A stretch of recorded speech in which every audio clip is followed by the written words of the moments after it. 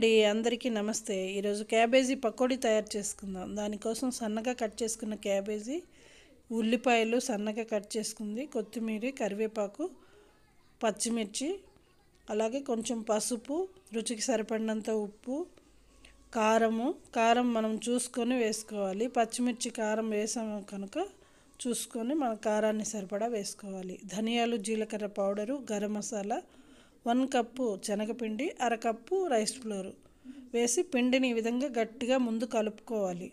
తర్వాత కొంచెంగా నీళ్ళని పోసుకుంటూ గట్టిగా పిండి కలుపుకోవాలి, లూజ్గా లేకుండా. కాగుతున్న నూనెలో వేసి ఈ విధంగా పకోడీలుగా వేసుకొని కొంచెం క్రిస్పీగా వేగిన తర్వాత టర్న్ చేసుకోవాలి.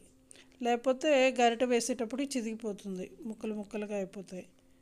ఈ విధంగా గోల్డెన్ బ్రౌన్ వచ్చిన తర్వాత తీసుకుంటే సూపర్గా ఉంటుంది. ఈ మధ్యన వీడియోలు చాలా వరకు చేయడం తగ్గించేశానండి. అస్సలు వ్యూస్ అన్నది వెళ్ళట్లేదు. ఎంతో శ్రమపడి కష్టపడి వీడియోలు చేస్తున్నా, అస్సలు వ్యూస్ రావట్లేదు, సబ్స్క్రైబ్స్ అవ్వట్లేదు. ప్లీజ్ దయచేసి మా వీడియోలు చూడండి, లైక్ చేయండి, షేర్ చేయండి, కామెంట్స్ చేయండి. మరిన్ని కొత్త వీడియోల కోసం మా ఛానల్ని ఫాలో అవ్వండి. మా వీడియో నచ్చితే తప్పకుండా లైక్ చేయండి. Thank you for watching. Bye.